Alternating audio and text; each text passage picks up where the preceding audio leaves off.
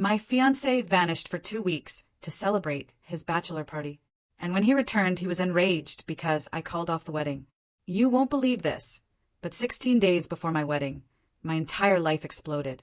My fiance vanished, only to reappear in the most gut-wrenching way possible. And what I found out next reshaped everything I thought I knew about love, family, and betrayal. My name's Marin, and I was standing in my apartment kitchen, barefoot on cold tile, staring at a calendar full of wedding errands. The plan was simple. Confirm deliveries, pick up my dress, ensure the seating chart didn't spark a civil war. Standard stuff. But then he vanished.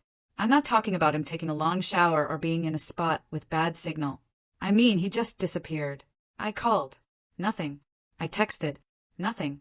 My thumb actually ached from trying, and the only response I got was that stupid little message saying, "Your call is going nowhere." At first, it was that polite panic. You know, the normal person panic. Maybe he fell asleep. His phone probably died. He's with his parents, and it's loud. But by late afternoon, my stomach had this hollow, floating feeling. Pure dread. I called his mother because, honestly, what else do you do? She answered on the second ring, with that perfectly calm tone of someone who already had their script ready. "Oh, hi, sweetie. Like I just called to chat." I told her I couldn't reach him, asked if he was with them. There was a pause. Then she said she hadn't seen him since yesterday, that he was probably just busy. Busy? When your son is getting married in 2 weeks. It was insane. I called his father next. He sounded irritated, told me to give it time, as if this was a late pizza, not my entire life hanging in the balance. By evening, I'd called everyone who mattered. His best man, the friend who always cracks inappropriate jokes, even a cousin I barely knew. Nothing. The few who answered gave me the same vague nonsense. Haven't heard. He's probably fine. Relax. Relax? Seriously? Let me just relax while I picture him lying in a ditch somewhere. My brain went straight to the worst. I'm not proud. Around 4 a.m, my phone lit up with a notification from a social media app one barely used. I almost ignored it, too exhausted to care. But the preview showed one of his friends' names. My body moved before my pride could stop it. I opened it, and there it was. A photo dump. Bright lights, a crowded bar, drinks in the air, and my fiancé in the middle of it all grinning. Like he didn't have a wedding coming up, and a fiancé losing her mind on a couch. The location tag? A party city. Across the country. Not a neighboring town, not even a different state. A whole time zone away. I stared at the screen until my eyes watered. I remember whispering, "You've got to be kidding me." Like the room might laugh along. I zoomed in on his face, and this wave of heat went up my neck. He didn't look scared or lost or regretful. He looked utterly carefree. He looked like the version of him I used to love at college parties, the one who could shrug off responsibility like a jacket. Except this time, the responsibility was me. So yeah, that's how the last 2 weeks before my wedding began. Me, in sweatpants, smelling like anxiety, watching my fiancé party on the other coast, while my stomach tried to fold itself into a knot. If you're wondering how I handled it, the answer is, not well. By the time the sun came up, I'd done what any sane person would do after finding out their fiancé ran off without telling them. I turned into an amateur investigator, fueled by rage and caffeine. I looked up the bar. I checked flight times like I was planning a rescue mission. I scrolled through every picture, desperately searching for a hidden explanation. Maybe an old photo? A joke? Was he dragged there against his will? I know. I was bargaining with the universe like a clown. But the timestamps were current. And the comments? They were even worse. People were cheering him on, calling it the best send-off, telling him to live it up. There were inside jokes that made it painfully clear. This wasn't some spontaneous detour. This was planned. This was celebrated. This was a group decision that apparently didn't include the woman he was supposed to marry. Still, anger makes you do embarrassing things. I texted him, "Where are you?" Then, "Are you kidding me?" And because I couldn't help myself, "Come home on the next flight or there won't be a wedding." I sent it at 5 a.m. I instantly regretted the ultimatum. It made me sound like a cartoon villain. But what else was I supposed to say? "Have fun, babe. Try not to lose your ID." Hours passed. 12 more hours. My phone stayed silent, except for my mother calling twice, which I ignored. I didn't have the energy to explain that my fiancé had apparently joined an out-of-state party tour. Finally, late the next night, he called. The first thing I noticed was the background noise. Laughter, music, voices overlapping. He was still in the middle of it. I answered, my heart pounding like it was trying to break free. I said his name like a warning. He didn't even start with, I'm sorry. He started with, okay, you need to calm down. If you've ever been told to calm down while actively experiencing betrayal, you know that's basically gasoline. He said the trip was a surprise bachelor thing his college friends planned months ago. He said it like that made it cute, not insulting. He admitted he'd known about it for a few days before leaving, but didn't tell me because I'd overreact. He used that exact word, as if my feelings were an annoying habit. He claimed the flights, the rental, the whole thing was already paid for, and it was 2 full weeks, so obviously he couldn't just bail. 2 weeks. I repeated it back to him. He actually laughed like I was being dramatic for not finding that romantic. I reminded him we'd talked about this, about not disappearing, about not turning our wedding lead-up into some frat memory. He called me controlling. I swear I could hear his friends in the background going, ooh, like this was entertainment. He said he deserved a last experience before getting married so young. Then he hit me with the kicker. You'll understand when you stop trying to manage everything. Manage everything? I managed the seating chart, the bills, the communication, the emotional labor, and now apparently the consequences of him acting like a teenager. Before I could even finish telling him what I thought of that, he hung up on me. When I called back, it went straight to nowhere. I later found out he'd blocked my number for a little while, so I wouldn't ruin the vibe. I stared at my phone like it was the punchline to a joke I didn't want to be in. That's when the fear finally collapsed into something colder, sharper. Fear at least assumes the person cares. This was him choosing not to care, and everyone around him cheering for it. And I was sitting alone in my apartment, staring at our wedding date on the calendar like it was a prank someone pulled on me. The next day, I walked through my life like a ghost, doing normal errands with this insane secret buzzing under my skin. It was genuinely surreal. I went to the grocery store, picked up bananas, while secretly wondering if I was about to become the woman everyone whispers about, the one whose wedding got canceled because she couldn't handle a boy's trip. I answered emails from vendors with polite little exclamation points, while my jaw was clenched so tight it hurt. I even tried on my dress. The seamstress kept telling me how beautiful I looked, and I kept nodding like a doll. Because what was I going to say? Thanks. My fiance is currently on the other side of the country, pretending I don't exist. My parents came over that evening because my mother had finally got me to answer call, and I made the mistake of telling her the truth. I expected shock, outrage on my behalf, maybe my father calling his family and demanding answers. Instead, my mother did this long exhale and said, well, men do stupid things when they're nervous. Like that was supposed to soothe me. My father asked if I was sure it wasn't a miscommunication. Such a polite way to call your daughter gullible. I showed them the pictures. My mother's face tightened, but then she went right into problem-solving mode, which, with her, always means, how do we make this look acceptable? She started talking about how close we were to the wedding, how much money we'd spent, what people would say, how I couldn't just throw everything away because he went on a trip. I stared at her, feeling this weird, childlike panic. She wasn't worried about me. She was worried about the optics. Meanwhile, his mother started texting me little guilt bombs. He's just trying to have a little fun. He loves you so much. Please don't punish him. Punish him? Like I was his mom, taking away his game system. It made me want to scream. I called him again that night, from a different number. Yes, I did that. No, I'm not proud. I told you I'm no saint. He answered, and I said, don't hang up. He laughed. Oh my God, you're being intense. I asked him if his parents knew. He hesitated, just long enough for the truth to slide out. They knew. They'd known the whole time. That's why his mother sounded so calm. That's why his father told me to give it time. They weren't worried. They were covering. It wasn't just him. It was a whole little team of people who had decided I didn't deserve honesty. I told him very clearly I was canceling the wedding if he didn't come home immediately. He said I was embarrassing him. You don't want to be the girl who freaks out and ruins everything. Like my main fear should be being perceived as difficult. Then he said he wasn't coming back early because he'd spent a lot of money, and he wasn't letting me tell him what to do. That word again, as if asking for basic respect was a dictatorship. When he hung up, I sat on my bedroom floor, staring at the hem of my dress hanging in the closet. I felt this split inside me. Part of me wanted to cling to the plan, to the idea that love means compromise, forgiveness, working through things. But part of me, the part that had been swallowing little disappointments for years, stood up and said quietly, no, not this. The truth is, that trip didn't come out of nowhere. It was just the loudest version of who he'd always been when his friends were watching, and who I'd always been when I was trying to keep things smooth.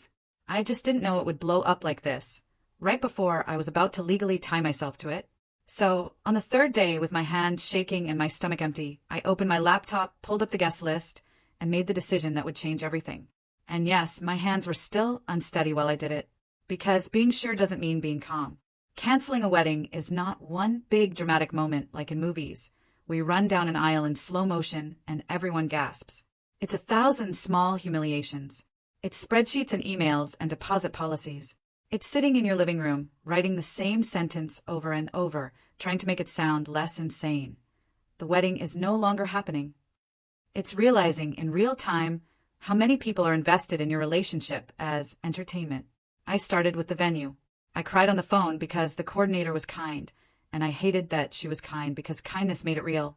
The cancellation fee was brutal. I had to say out loud that I understood it was policy that yes, I would pay. I called the caterer next, then the florist, then the person doing the music. Each call felt like ripping off another layer of skin. I could practically hear dollars evaporating, and in the back of my mind I kept thinking, asterisk, I'm paying to be disrespected. Love that for me. Asterisk, then came the guests. There were a lot. Not because I'm some social butterfly, but because our families are the type who treat weddings like community events, a public announcement of status. I didn't want to send a mass message. It felt too cold. But I also didn't have the emotional strength to individually explain it 150 times. So I did this weird in-between thing, personalish messages that were still copy-paste. I told them he had disappeared for an out-of-state trip without warning, that he refused to come back, and that I couldn't move forward. I asked them not to contact him about it yet, because I needed space to manage the fallout. And yes, I realize now that asking people not to gossip is like asking a toddler not to touch puddle. Of course, someone told him. I found out because his best friend, the same one who'd ignored my calls, suddenly texted me, he's upset. What did you do? What did I do? That sentence still sits in my brain like a splinter. I replied, tell him to come home. And the friend wrote back, you're making this worse. As if it wasn't already worse. As if I had some magical dial I could turn to make betrayal more convenient. My parents came back over and tried to talk me out of it. My mother kept saying, you're going to regret this. My father kept saying, people will talk. I finally snapped. People are already talking. They're just not talking about him. That shut them up for maybe 10 seconds. Then my mother went right back to the idea that I was ruining my own life because I couldn't compromise. Compromise, in their minds, meant accepting disrespect quietly. His mother called me, her voice shaky in that performative way. She said he was confused, that he loved me, that he'd made a mistake. I said he's still there. She went quiet. Then she tried to change the subject to my tone, to how I was speaking to her, how I should watch my words. I laughed. Actually laughed, because I didn't have anything else left. I said, you lied to me on the phone while he was partying on the other coast. She said she was protecting him, and I said, so, you weren't protecting me. She didn't answer. That night, I sat with my laptop open, staring at the total amount I'd lost in deposits and fees. I felt this sick mix of grief and rage. I wasn't rich. I worked a normal office job. I paid rent. I budgeted groceries. I saved for this wedding by skipping little pleasures like takeout and new clothes. And now all that money was gone because a group of grown adults decided my boundaries were inconvenient. But for one night at least I slept. It wasn't peaceful sleep. It was that exhausted sleep where your body shuts down because it has no choice. And somewhere in there, under the panic, was this tiny, stubborn feeling of relief. Like my future had just narrowly avoided a trap. He stayed the full 2 weeks. I know you already guessed that because of course he did. The man who could block his fiance to protect the trip mood wasn't going to suddenly become responsible because I asked nicely. He posted pictures like nothing was happening, and I watched them like an idiot, even though each one made me feel worse. I'd tell myself I was checking for signs of remorse. Then I'd end up staring at the background details, trying to see if there were women in the group, trying to read his body language like I was a detective in a bad relationship mystery. It's embarrassing, but I'm telling you because it's true. When he finally came back, it was 2 days before what would have been our wedding. He went straight from the airport to my apartment like he was returning from a normal business trip. I know that because my neighbor texted me, he's outside. My stomach dropped so fast I almost gagged. I'd been bracing for that moment for days. But bracing doesn't mean you're ready. It just means you're tense while you wait to get hit. He knocked, and I didn't open. He knocked again, louder, and I stayed behind the door like a kid hiding from a teacher. Then, he started talking through the door, and it was so absurd I almost laughed because he sounded like he was trying to negotiate a minor argument. Okay, let's just talk. Come on, this is ridiculous. When I still didn't open, he shifted into guilt mode. Do you know how much people are counting on us? Like the wedding existed for the guests, not for the relationship. After about 20 minutes of this, I opened the door, only enough to see his face and to make sure he could see mine. He looked tired, a little sunburned, carrying a duffel bag that probably smelled like airports and bad decisions. He smiled like he thought his charm would fix it, like he'd walk in and I'd melt because he was back. Then he saw my expression. The smile faltered. It's cancelled, I said. The way his face changed was honestly the first satisfying thing I'd felt in days. His mouth fell open, his eyes got wide. For a second, he looked like someone had switched languages on him. He blinked. No, it's not. Like he could just deny reality into submission. I told him I'd canceled the venue, the vendors, everything. And I'd told the guests. I said it calmly, which surprised me, because I'd imagined myself screaming, throwing things, being cinematic. Instead, I was just flat, like my emotions had burned themselves out. He started talking fast, tripping over his own words. Said he didn't think I'd actually do it. Said he thought I was bluffing. Said he was sorry and he'd make it up to me. He cried. Not pretty tears, more like a panicky, messy collapse. He reached for my hands. I stepped back. I didn't want his skin on me. That's when he got angry, because sadness wasn't working. He said I was punishing him, that I was being dramatic, that I was throwing away 5 years over one trip. He kept saying one trip, like it was a weekend at a cabin, not an out-of-state disappearance with intentional lies. You didn't just take a trip, I told him. You took a vote on whether I mattered, and you voted no.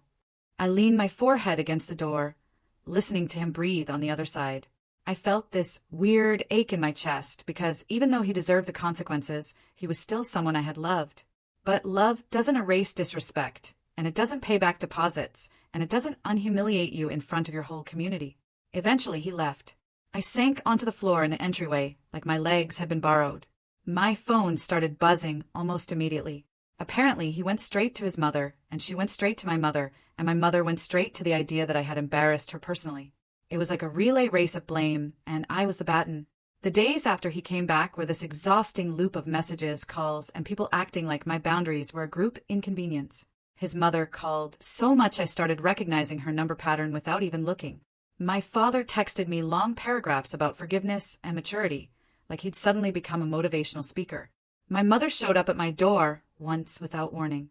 When I didn't open, she left a voicemail that sounded like she was crying, but the words were all about reputation, about what people were saying at church, about how I was making the family look unstable. I listened to it, and this cold resentment settled in. Why did nobody care about how unstable I felt when my fiance vanished? He tried different tactics. At first, apologies. Long messages about how he loved me, how he'd been stupid, how he wanted to prove himself. Then it turned into anger when I didn't respond. He'd text, "You're really going to do this?" And then, "So, you're just going to ignore me now?" Like he was the victim of silence, not the person who had weaponized silence by blocking me while he partied. His friends joined in, which was honestly the grossest part. I'd get messages from people I barely knew, telling me to give him a chance and stop being dramatic. I'd sit there thinking, why are you so invested in my humiliation being reversible? It felt like they wanted the story to end in forgiveness, because that would make them less guilty for encouraging him. My job became a weird stage, too. Of course, the gossip made its way there. I worked in a plain office, nothing fancy, just a lot of emails and meetings and people pretending to be busy. I went in on Monday and tried to act normal, but my face must have been a billboard because a coworker asked if I was okay in that overly sweet tone that means they already know. Then another coworker made a joke about bachelor parties, and I laughed like it was funny, because I didn't want to cry at my desk. By lunchtime, I'd heard my own story told back to me in fragments, and not always accurately. Then my mother said the thing that broke something in me. She said, "You always have to make a point. Like my backbone was a personality flaw. And I realized that in their minds, I wasn't a daughter who was hurt. I was a daughter who was difficult. They didn't want me to be safe or respected. They wanted me to be agreeable. His mother called again that night, and I answered because I wanted to stop the endless buzzing. She said he wasn't eating. He wasn't sleeping. He was destroyed. I said he was fine across the country. She gasped like I was cruel. She told me I was being hard-hearted. Hard-hearted, like I was supposed to soften so he could feel better. I told her I needed my money back for the deposits and fees, at least half, because it was his choice that caused this. She said that's not fair. I laughed again, because I kept laughing when things got absurd. Like my body didn't know what else to do whenever someone tried to rewrite reality. Not fair was my fiance disappearing and making me pay to cancel. When I hung up, I looked around my apartment and felt this strange loneliness.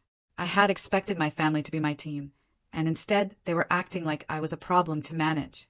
I sat on the edge of my bed and thought, maybe this is what growing up actually is. Not getting older, but realizing the people who are supposed to protect you sometimes just want you to be convenient. And yes, that thought made me cry. Ugly cry. Face in a pillow. Because I wasn't just grieving a relationship.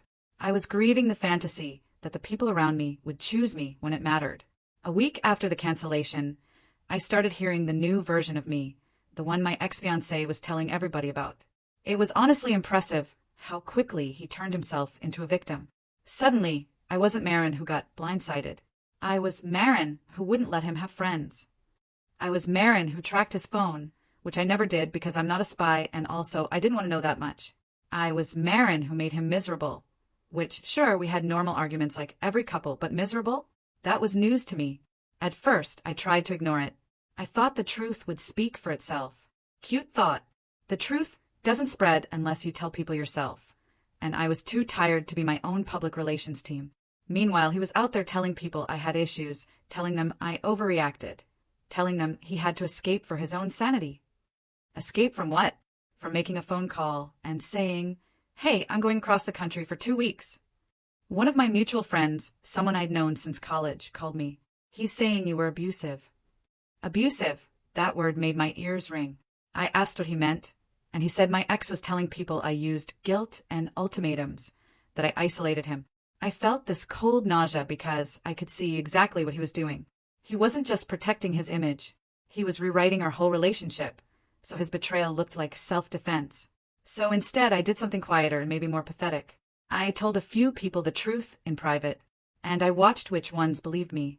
It was like a friendship lie detector. Some people immediately said, "That's insane," and they stayed in my life. Others hesitated, tried to see both sides.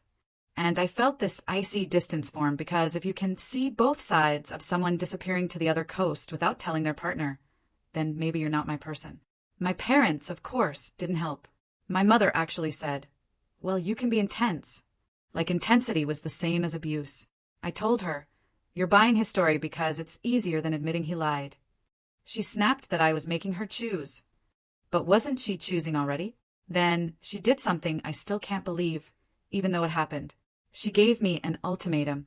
She said if I didn't at least meet with him and talk like adults, I wasn't welcome at their house for a while, because she couldn't handle the tension. I stared at her and felt this weird calm, like my brain had finally run out of shock. I said, "So you're choosing him?" And she said, "I'm choosing peace." Peace, apparently, meant me swallowing my feelings, so everybody could pretend nothing happened. I left their house and sat in my car for a long time, gripping the steering wheel, trying not to spiral. I wanted to call him and scream. I wanted to call my father and beg him to stand up for me. I wanted to call anyone who would tell me I wasn't crazy. So, I blocked my ex-fiancé's number. Not as revenge, but as self-defense, because my phone had become a pipeline for manipulation. I blocked his mother, too. And when my mother texted me later, asking why I was being extreme, I replied, "Because nobody else is protecting me." Then I turned my phone face down and tried to breathe like a person. The next morning, I woke up and my first instinct was to check my phone, to see if the world had ended overnight, because apparently my brain thinks silence equals danger. That was the moment I realized this was going to leave a mark, not just on my relationship status, but on my nervous system. Love that for me again. The days right after the cancellation were a blur of cancellation emails, awkward calls, and trying to get through work without crying in the bathroom. About 10 days after I canceled everything, I got an email from his friends, the ones who had been out of state with him. Just seeing their names made my chest tighten. The subject line was something like, "We're sorry," which is hilarious because even their apology had a generic group project tone. I opened it anyway, because curiosity is my toxic trait. It was long, written like they were trying to sound mature, like they'd all sat around and decided on the right words. And the more I read, the worse I felt. They admitted they had encouraged him to ignore me. They said when he got nervous because I was texting so much, they told him I was just testing him. They wrote that phrase like it was a normal thing to say about a woman who was about to marry someone and couldn't reach him.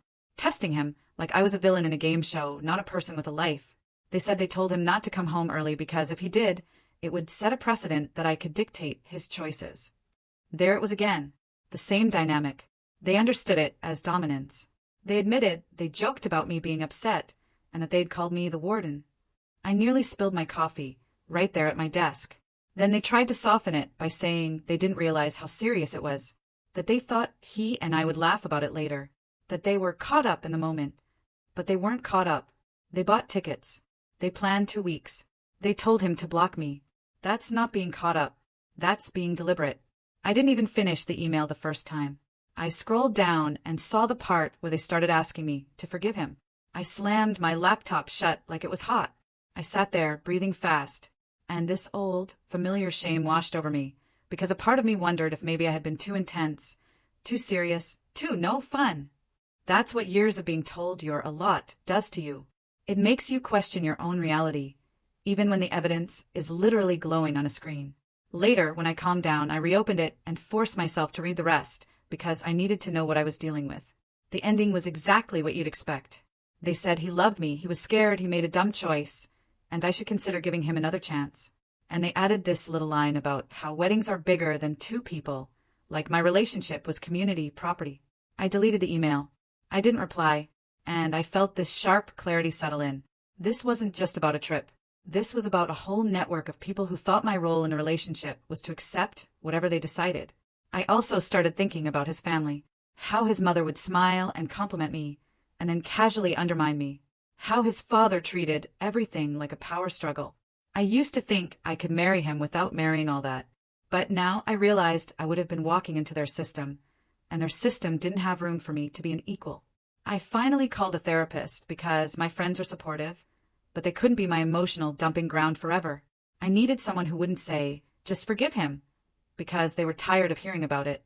In the first session, I sat there, twisting a tissue in my hands, and I kept saying, "I feel stupid." And the therapist said, "You're not stupid. You're grieving."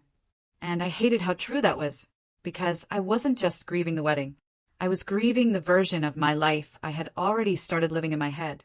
So yeah, I started therapy because a group of grown men treated my relationship like a prank, and my family treated my pain like a public relations issue.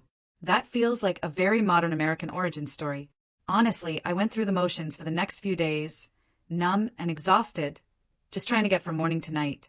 2 weeks after the cancellation, the practical mess started, because breakups aren't just emotional, they're logistical. And logistics don't care that you're heartbroken. We still had months left on our lease, and I learned fast that fighting him would cost more than the penalty to break it. We had shared utilities, a shared credit card we used for wedding expenses, and a bunch of tiny subscriptions that kept putting his name next to mine like a bruise. I called him through my therapist's suggested structured communication plan, which basically means I sent a calm message asking for a time to talk about financial separation. He responded hours later with, "Why are you being like this?" And then he said he wouldn't pay any of the cancellation fees because it was my decision. I read that line and felt this spike of rage, because again, the way he framed it made it sound like I woke up, got bored, and decided to cancel for fun. It was like he had no concept that actions have consequences, unless the consequences were happening to him.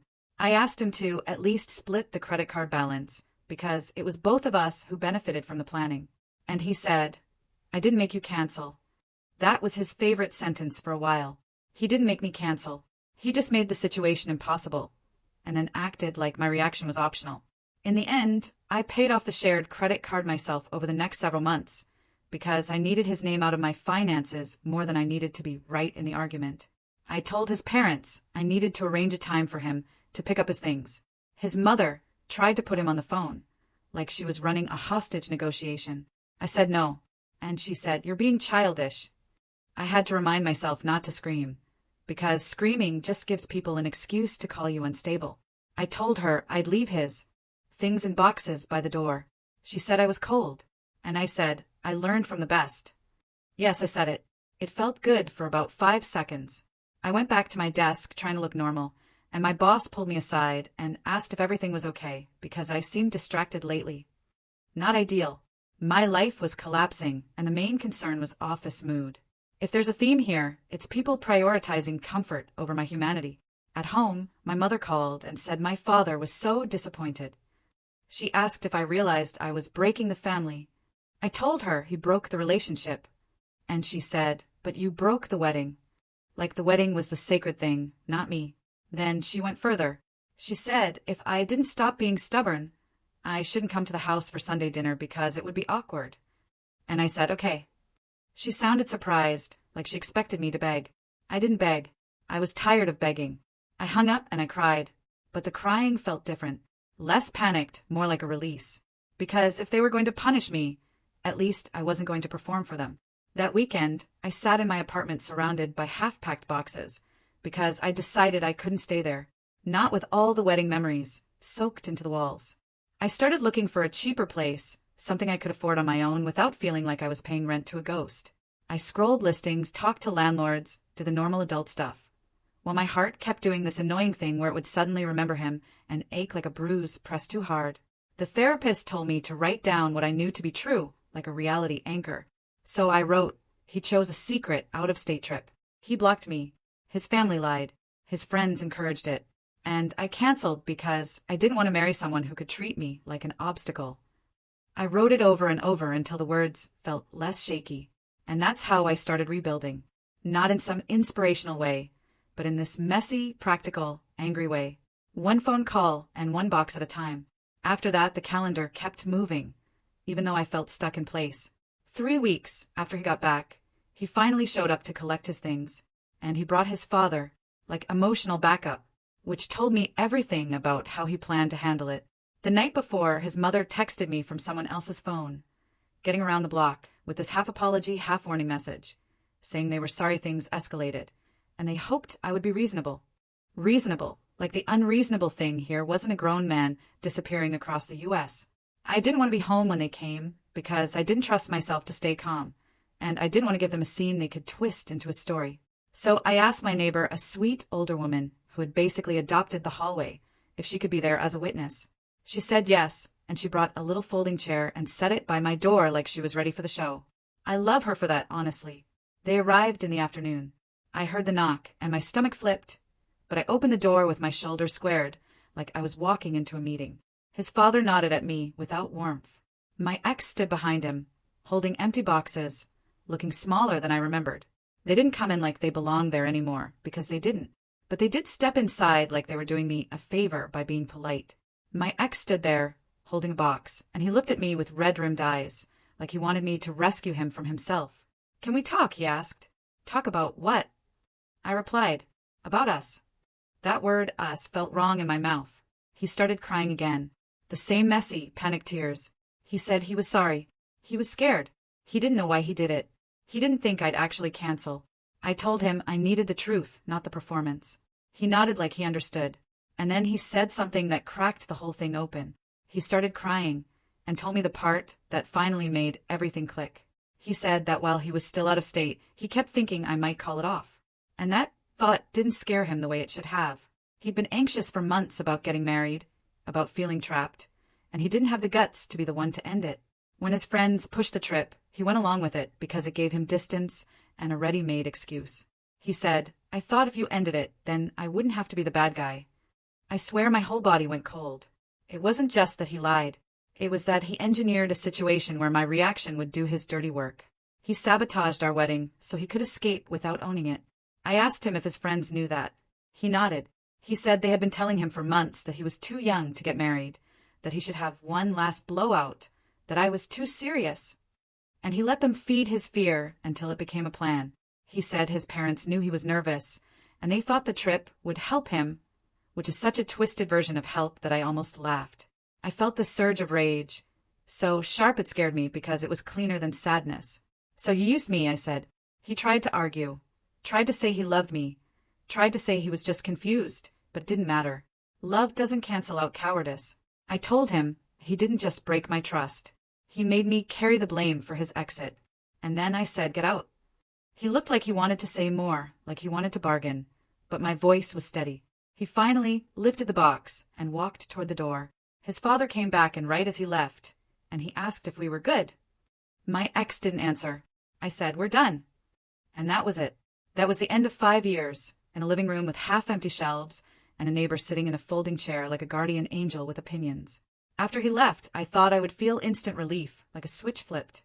But what I actually felt was this huge, heavy grief. Because his confession didn't just end things. It rewrote the whole past. It made me look back at every sweet moment and wonder if it was real, or if it was just him trying to keep the relationship afloat until he could escape cleanly.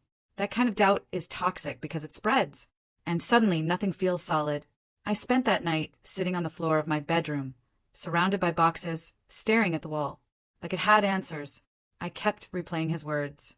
Asterisk, part of me thought you might call it off.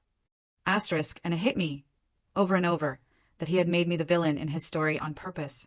He'd set me up to look like the bad guy so he could feel free.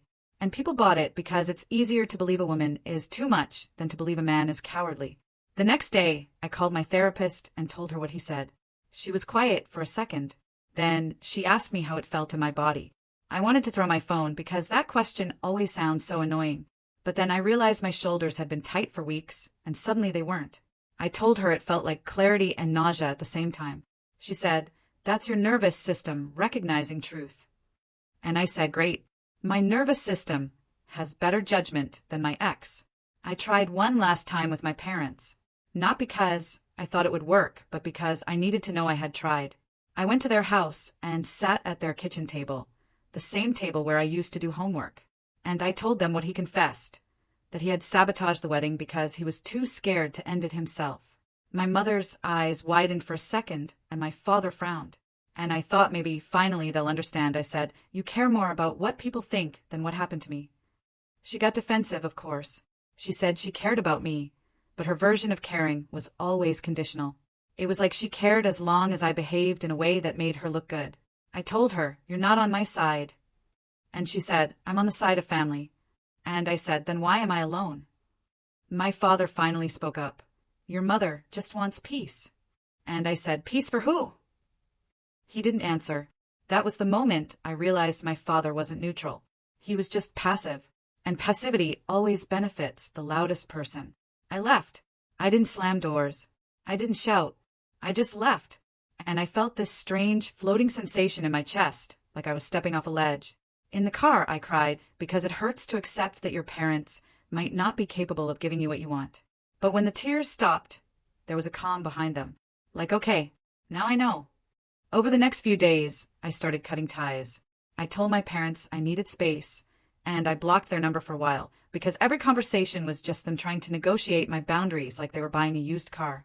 I stopped answering mutual friends who wanted updates, because I wasn't a reality show. I focused on moving, on closing accounts, on paying bills, on doing the things grown women do when their life implodes and nobody hands them a manual. I found a smaller apartment across town, cheaper and quieter, and signing the lease made my fingers feel stiff. But it wasn't panic, it was adrenaline. Moving day was just a couple friends, some boxes, and a lot of forced jokes, so I wouldn't cry. When I packed the last of my stuff, I shoved the wedding dress into a donation bag without even unzipping it. Keeping it felt like storing a ghost. The months after that were less dramatic on the outside, and more brutal on the inside, because that's how healing works. Apparently, people think moving on looks like you smiling in a new outfit with a new haircut. But for me, it looked like waking up in the middle of the night with my heart racing because I dreamed he was calling and I couldn't answer. It looked like standing in the grocery store and suddenly crying in the cereal aisle because I saw a brand of cookies we used to buy. And yes, I know that's ridiculous, but grief doesn't care if you're embarrassed. Therapy became this weekly appointment where I would walk in trying to be composed and then immediately start venting like I had been holding my breath all week. I talked about the trip, the lies, the humiliation, the money, the way my parents reacted, the way his friends acted like I was a cartoon villain. And the therapist kept bringing me back to this idea that my boundaries weren't the problem. The problem was the people who benefited from me not having boundaries. I had to untangle so many patterns, like how I'd been trained in my own family to keep the peace, to smooth things over, to be reasonable, and how that made me a perfect target for someone who wanted a partner who would swallow disrespect. I started noticing how often I apologized automatically, even when I wasn't wrong. I started noticing how I'd say yes to things just to avoid tension. It was like discovering my own software had been programmed by other people. Financially, it was tight. Those cancellation fees had hit my savings hard, and splitting the shared debt was a constant fight. He refused to pay, so I talked to a lawyer. Not some big dramatic legal battle, just a simple consultation where the lawyer looked at my paperwork and said, basically, you can try, but it might cost more than you'll get. So I did the painfully adult thing and I paid it down myself over time, because I wanted him out of my life more than I wanted revenge. Some days I hated that about myself, because I wanted him to feel it. But peace has a price, and apparently mine was interest rates. I also lost friends, not in a dramatic way, more like they faded because they didn't want to deal with the discomfort of choosing a side. They'd send a thinking of you message once and then disappear. Or they'd say, I'm staying out of it. Like neutrality was moral. I learned that a lot of people prefer harmony over truth, and that's how bad behavior survives. I started doing small things for myself, not in a new me way, more like tiny acts of rebellion against my own sadness. I took myself to a movie alone and didn't hate it. I bought new sheets because the old ones reminded me of him. I invited friends over and let them see my messy apartment without apologizing. I went on a couple awkward dates, not because I was ready, but because I wanted to prove to myself that my life wasn't over. One date talked about himself for 2 hours, and I smiled and nodded, and then went home and texted my therapist, "Is it too early to swear off humanity?" She replied something comforting, and I rolled my eyes. But I felt less alone. My parents stayed distant. My mother would send little messages on holidays, like thinking of you, but there was always this unspoken condition, like she was waiting for me to soften and come back and pretend. Nothing happened. I didn't. I couldn't. Not without losing myself again. By the time 6 months had passed, I wasn't healed. But I was different. I could talk about him without shaking. I could say my ex-fiance without feeling like I was swallowing glass. I could sit in silence without immediately reaching for my phone like it was an emotional inhaler. And I know that sounds small, but when you've been living in constant emotional noise, quiet is a miracle. Almost a year after the wedding that never happened, I had this moment that felt like the universe checking in to see if I was actually moving on or just pretending. I was out with friends at a restaurant downtown, one of those places that tries to feel cozy but is mostly loud. We were halfway through our meal when I looked up and saw him. He was across the room at another table with co-workers, laughing like a normal person. For a second, my brain did that stupid thing where it flashed back to us laughing together, and I felt this old reflex to soften.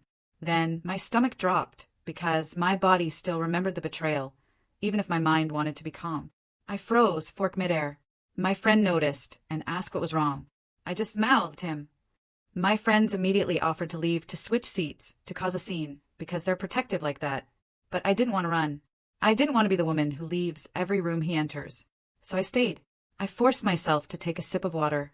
My fingers felt a little unsteady, but I kept breathing. Of course, he noticed me.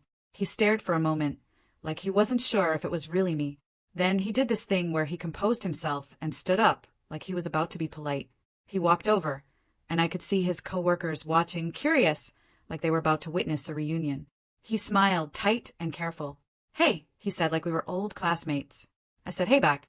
It sounded weird in my mouth. He asked how I was, and I said I was good, which was true enough in that moment. He said he was working on himself, and I almost laughed because that phrase has become this generic apology for men who realize their actions have consequences. He asked if I wanted to talk sometime. "No," I said calmly. His face twitched. He didn't expect a hard no in public. He tried to soften it by saying he just wanted closure. And I said I already got it. I could see him flinch, because closure is easier when it's mutual, and this wasn't mutual. I wasn't there to help him feel better about himself.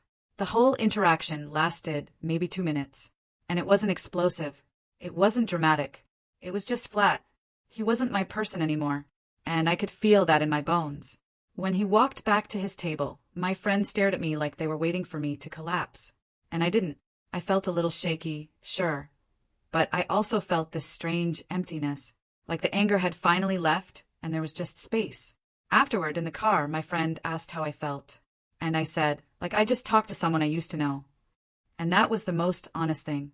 It wasn't that I forgave him. It was that I didn't want him anymore. And there's a difference. A few weeks later, a mutual friend reached out and told me my ex was telling people he was trying to grow and that I was still mad. I remember sitting on my couch, reading that message and thinking, asterisk, I'm not mad. I'm just not participating. Asterisk, he wanted me to either forgive him or hate him loudly, because both options kept him central. Indifference removes the stage. That's when I really started feeling like I was getting my life back. Not because I was dating someone new, or because my parents suddenly apologized, they didn't, but because my emotional weather wasn't dictated by his presence anymore. I could have a good day without it being interrupted by rage. I could make plans without calculating whether I'd run into him. I could buy groceries without scanning every aisle for a ghost. And yes, I still had moments where I felt lonely, where I questioned everything, where I wondered if I'd ever fully trust someone again. But those moments didn't control me anymore. They were just weather passing through. By then, I had built a new routine and convinced myself I didn't need any more information to feel sure. About 15 months after the cancellation, I got the confirmation I didn't even know I was waiting for. And it came in the most casual, gossipy way possible, because of course it did. I was getting coffee with a friend, someone who still floated around that old social circle. We were talking about random life stuff when she hesitated and said, "Can I tell you something?"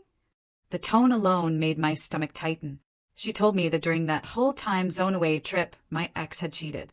Not just once either, but with someone in the extended group, someone they met during the trip. And it had been treated like a joke by the guys.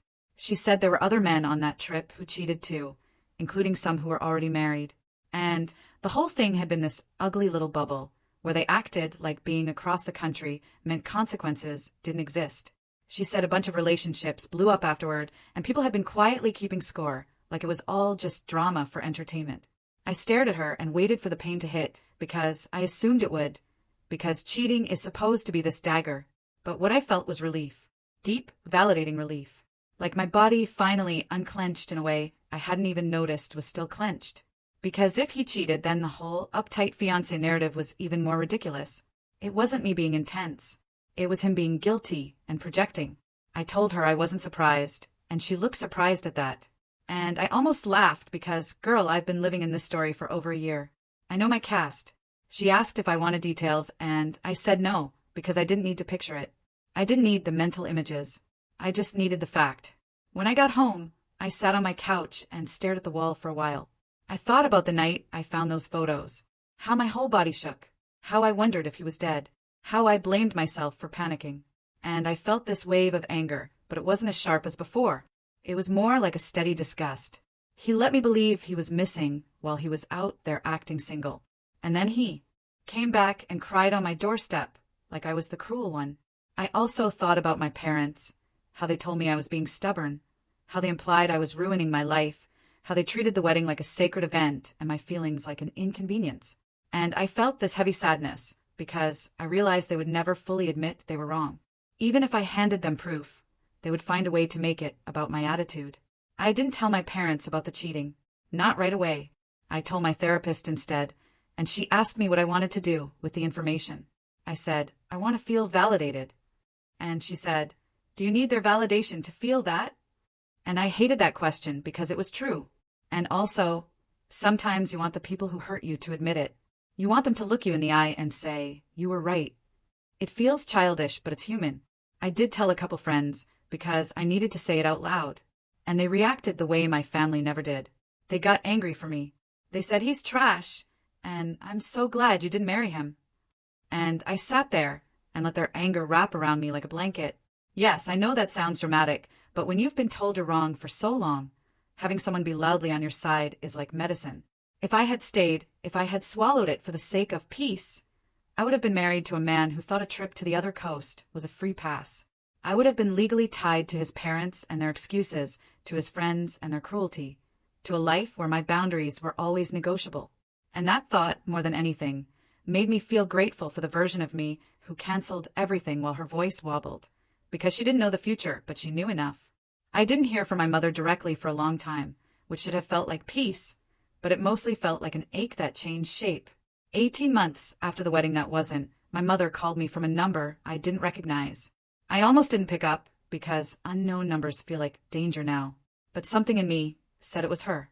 And I was right. The second I heard her voice, my shoulders tensed, like my body was bracing for impact. She didn't start with an apology. She started with this careful, hesitant tone, like she was walking on ice. And she said, "Hi, honey." And I said, "Hi," because I'm still wired to be polite, even when I'm angry. There was this awkward pause where neither of us wanted to be the one to say the real thing. And then she said, "I've been thinking about everything," which, in her language, usually means she's about to justify herself. She said maybe she had been too hard on me back then. And she said she was sorry if I felt unsupported. If I felt. That little qualifier made my jaw clench, because it's the classic non-apology, where the focus is my feelings, not her actions. She said she did what she thought was right as a mother, and she wanted peace, and she didn't want me to throw away my life over pride. Pride? Like my boundary was ego. Then she casually dropped a piece of gossip like it was a neutral fact. She said my ex was engaged again, to someone he'd met not that long ago, and the community was talking, and his family was acting like nothing happened, planning a new wedding like the last one didn't end in flames. My mother said it with this weird tone, half scandalized, half impressed. And then she said, "See, he moved on." I felt this flare of anger, because it was so obvious what she was doing. She was implying I should feel bad, like I'd lost something valuable, like my choice had been a mistake. She wanted me to regret. She wanted me to come back humbled, to admit she was right to pressure me. I took a breath, and I surprised myself by how calm my voice was when I said, "I didn't lose him. I avoided him." She went quiet. I could almost hear her recalculating. "There's a difference," I repeated. She tried to argue, "Of course." She said, "Marriage is hard. People make mistakes. You work through things." I said, "He disappeared across the country, blocked me, cheated, and admitted he wanted me to cancel so he didn't have to end it." I said it like I was reading a grocery list, not because it didn't hurt, but because I was done making my pain sound more polite for other people. She tried to pivot, saying she didn't know about the cheating. And I said, "You didn't want to know." And that was the first truly honest thing I had ever said to her without softening it. She made a small noise, like she was offended. She said, "She always wanted what was best for me." I said, "You wanted what looked best." Another silence. Then she asked if I was coming to a family gathering next month. I laughed, not because it was funny, but because it was so typical. She wanted to skip over everything and go back to the performance of family where we pretend we're close. I told her I didn't know yet, and she said, "Your father misses you." And I said he can call me. Because he could. He just didn't. And I was done chasing. So I told her the truth, the one that had been sitting in my throat for months. I said, "I'm not waiting for you to approve of my choices anymore." I said it gently, but it was firm. I told her I loved her, because I do in that complicated way you love parents, even when they hurt you. But I said I wasn't going to shrink myself to make things comfortable for her. I said I'd be in contact when I was ready, and not because she guilted me, but because it was my decision. She started crying then. Real crying, or maybe just shocked crying. And she said she never meant to hurt me. And I said I know. Because I think she believes that. But intent doesn't erase impact. We ended the call awkwardly. No big resolution, no movie moment, just this heavy quiet. So that's my story. It's been a wild ride, but I'm finally finding my footing. Have you ever had to choose yourself when everyone around you was pushing you to compromise? Or maybe faced a betrayal that just completely blindsided you? I'd really love to hear your thoughts and experiences in the comments below.